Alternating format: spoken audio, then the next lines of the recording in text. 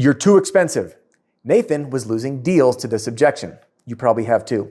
After this coaching session, the owner of Nathan's company text messages me this today. It says, Nathan is on track to sell $700,000 this month. I thought you should know. How did he do it? That's what I'm going to share with you. See, Nathan's a part of the Roofing and Solar Reform Alliance, and I occasionally will run these coaching sessions where we record and put them on YouTube so you can learn from them as well. And what I went through with Nathan was solving one of the big problems that many people have, and that is justifying their price. So what does this mean?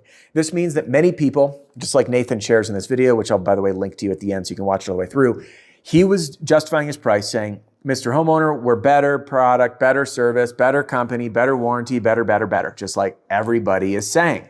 Now, in addition to that, he'd go through the estimate and be like, well, they're not doing this and we are. And what ends up happening is the homeowner just feels like you're desperate, sleazy salesperson justifying your price because in their mind, roofing is a commodity.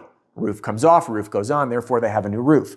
So the homeowner is sitting here thinking to themselves, all roofs are the same and you're just trying to take me for money.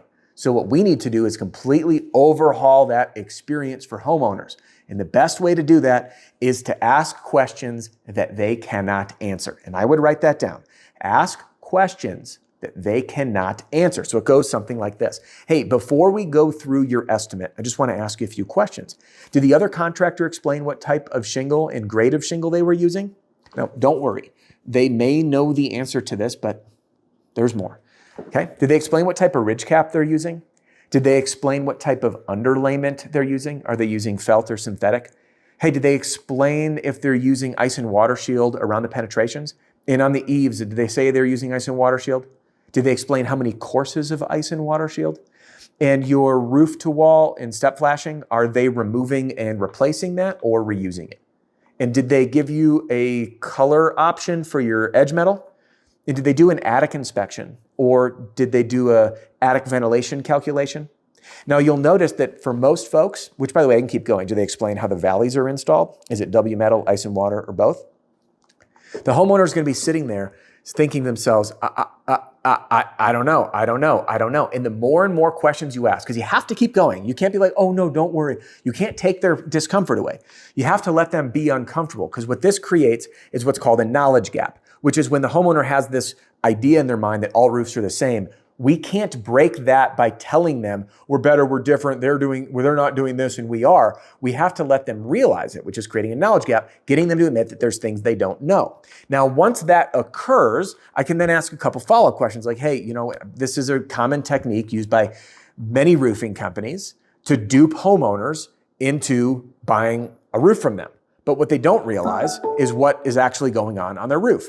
So, Mr. Homeowner, would you be comfortable spending $20,000 on a kitchen remodel if you had zero legal recourse and zero accountability? Because again, if it's not in writing, then no one's accountable to doing it. Well, see, we do everything we say we're going to do. But my next question, the most important one is, would you spend $20,000 on a kitchen remodel if you had no idea what type of cabinets and countertops you'd be getting?